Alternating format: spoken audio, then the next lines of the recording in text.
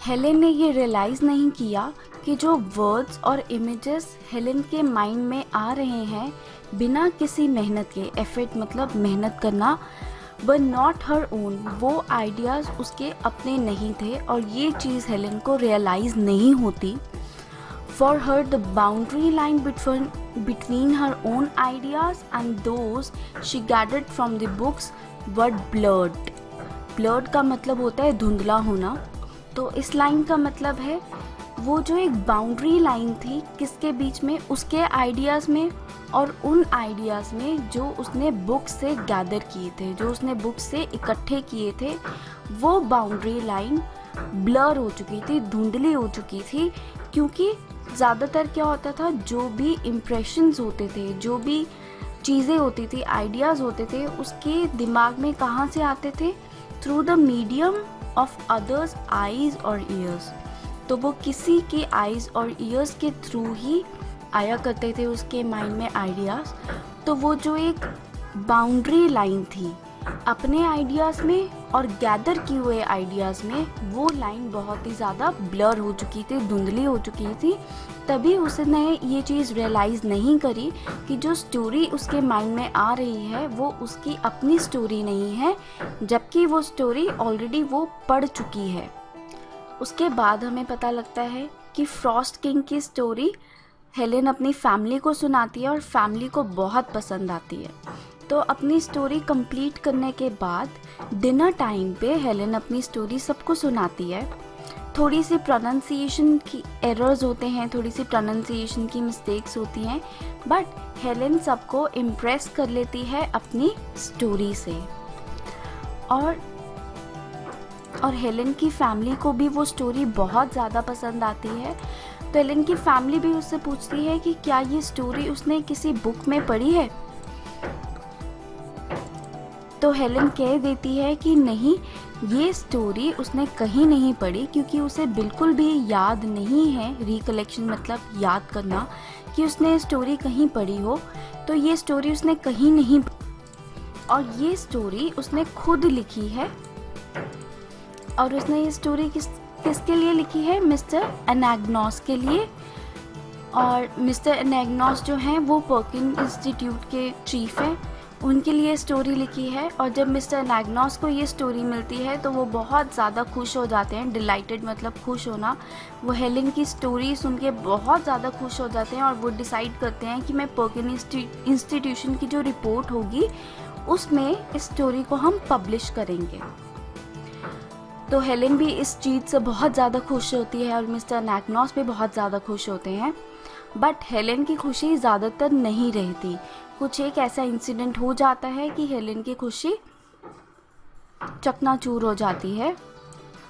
आगे हमें ये पता लगता है जब हेलेन बॉस्टन में रह रही होती है तो हेलेन ये जानकर एस्टॉनिश हो जाती है. एस्टॉनिश मतलब हैरान रह जाना, कि जो उसकी स्टोरी है द फ्रॉस्ट किंग, वो एक और स्टोरी से बिल्कुल मेल खाती है, बहुत ही सिमिलर है.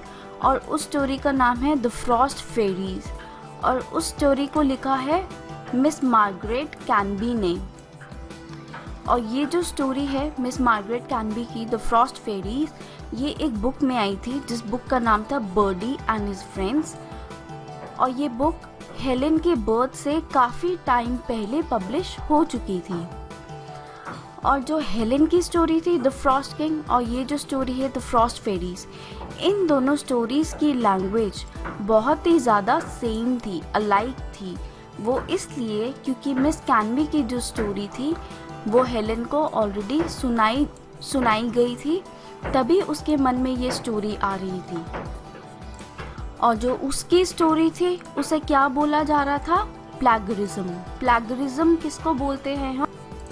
प्लैगरिज्म उस पीस ऑफ राइटिंग को बोला जाता है जो किसी और की राइटिंग से, किसी और की स्टोरी को या फिर किसी और की राइटिंग को कॉपी किया गया हो और खुद अपना वर्क दिखा के प्रेजेंट किया गया हो. तो द एक्ट ऑफ कॉपिंग को हम प्लैगरिज्म कहते हैं. जब किसी और के काम को कॉपी करके अपना बताया गया हो उसे हम प्लैगरिज्म कहते हैं. तो सब लोग हेलेन को एक्यूज़ कर रहे थे, उस पर इल्ज़ाम लगा रहे थे कि हेलेन ने मिस कैनबी की स्टोरी को कॉपी किया है और अपनी बताकर पब्लिश कर दिया है। तो हेलेन का जो जॉय होता है वो ग्रीफ में बदल जाता है। ग्रीफ मतलब दुख। तो वो जितनी खुश थी अब वो उतनी ही दुखी हो जाती है, क्योंकि हेलेन ने ये चीज़ जानबूझ के नहीं करी थी। उसे बिल्कुल भी रियलाइज़ नहीं था कि जो वो स्टोरी लिख रही है वो उसने ऑलरेडी पढ़ रखी है। मिस्टर एग्नोस जो होते हैं वो भी डिसीव्ड फील करते हैं। उन्हें लगता है कि हेलेन ने जानबूझ के ऐसा किया है, और मिस्टर एग्नोस को लगता है कि उनके साथ धोखा हुआ है। He believed that Helen and Miss Sullivan had deliberately stolen the thoughts of a great writer to win his appreciation. तो मिस्टर एग्नोस को ऐसा लगता है कि हेलेन और मिस सलिवियन ने डेलिबरेटली का मतलब होता है जानबूझ के किसी और ग्रेट राइटर के थॉट्स को चोरी किया है, उसकी वाहवाही पाने के लिए, उसकी एप्रिसिएशन पाने के लिए। तो मिस्टर एग्नोस भी हेलेन को बिलीव नहीं करते। उसके बाद स्टोरी में आगे क्या होता है, हेलेन की इन्वेस्टिगेशन की जाती है। हेलेन को कोर्ट में लाया जाता है जहाँ पे काफ़ी सारी टीचर्स होती हैं और ऑफिसर्स होते हैं पर्किन इंस्टीट्यूशन के, और वो हेलेन के साथ एग्जामिनेशन करते हैं, उसके साथ क्रॉस एग्जामिन क्वेश्चंस पूछते हैं, स्टोरी से रिलेटेड काफ़ी सारे क्वेश्चंस पूछते हैं ताकि उन्हें एश्योर हो जाए कि हेलेन ने जानबूझ के ये चीटिंग करी है। और जो इन्वेस्टिगेटर्स होते हैं वो हेलेन को फोर्स करते हैं ये मानने के लिए कि हेलेन को द फ्रॉस्ट फेरी स्टोरी याद है, और ये भी याद है कि ये स्टोरी उसको पढ़ के सुनाई गई थी। बट हेलेन को ऐसा कुछ भी याद नहीं होता, और हेलेन भी बहुत ज़्यादा शर्मिंदा होती है, वो बहुत ज़्यादा दुख में होती है। और हेलेन को इस चीज़ का भी दुख होता है कि जो उसके लव्ड वंस थे, जो उसके करीबी थे, वो भी उस पर डाउट कर रहे थे। सस्पिशन का मतलब भी डाउट होता है, वो उस पर शक कर रहे थे, उस पर डाउट कर रहे थे। तो जो भी उससे सवाल पूछे जा रहे थे हेलेन उसका बहुत ही कम जवाब दे रही थी। वो मोनोसिलेबल्स में जवाब दे रही थी, वो उसे वन वर्ड जवाब दे रही थी। आगे हमें पता लगता है कि हेलेन जो थी वो बहुत ज़्यादा घबरा गई थी और उसके मन पे, उसके कॉन्शियसनेस पे एक बोझ था, ये रियलाइज़ करके कि उसने एक बहुत ही टेरिबल मिस्टेक करी है। ड्रेडफुल का मतलब होता है टेरिबल। उसने बहुत ही भारी मिस्टेक करी है।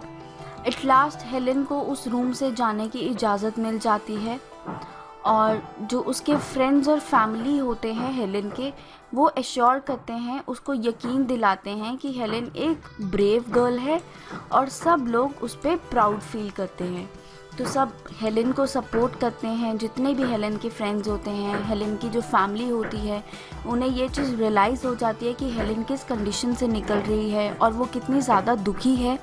तो वो उसको बताते हैं कि तुम एक ब्रेव लड़की हो और हम सबको तुम पे प्राउड है, हम सबको तुम पे गर्व है।